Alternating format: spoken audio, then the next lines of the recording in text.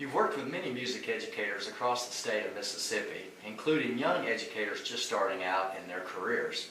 What mistakes do you see these young educators make most frequently? And what pieces of advice can maybe you share with these young educators? Well, I think that first of all, the use of technology has changed the way we do business, and it has provided us wonderful resources. And so young teachers come from a very free and liberal use of technology, and I think that they oftentimes are not as understanding, if you will, about the school procedures and so forth. So the first advice I would give is to find out what their procedures are regarding communication with students. The second thing is I would never communicate with students regarding through text or cell phone or anything like that unless it is a classroom app that is sanctioned by the school. And so I think that just establishes a professional demeanor and professional communication line with the families, and I think that's really important. I think that young teachers oftentimes are not as comfortable being an advocate for their program.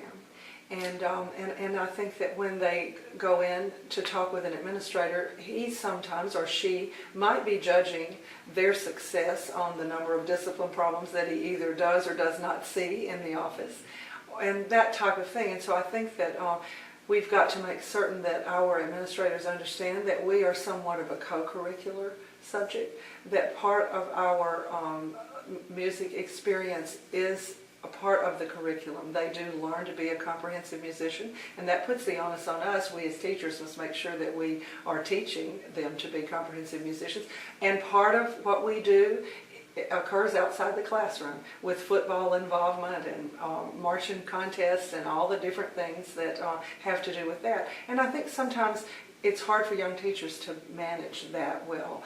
And I think that all of a sudden the things that are really auxiliary to the program, or at least when I started my teaching, they were auxiliary to the program. They take up the majority of our focus, our time, our financial resources, our parents' time, and therefore we take the eyes off the ball, if you will, as far as developing comprehensive musicians. And that happens readily, you know, and I think that's hard. And you know, the students that are out in a rural area, and they might be the only band director and maybe even the only music teacher in their district. And so I think that we, as experienced teachers in our region, have got to make certain that we are available to help mentor. And there are a lot of people doing that, and I think that's becoming a big push around the country. But I do see them get sidetracked, if you will, with some non-musical issues, and there's no one really to help them process that. So they just go back to the band hall, and then it gets bigger and bigger, you know, and it can be a lonely job, you know. And so anyway, I think that's one thing, and you know, you get tired, but you're frequently tired because of these things that used to be auxiliary to the program, you know, and so it's just hard to manage all of that, I think, and so I think that's something that we can all help young teachers with.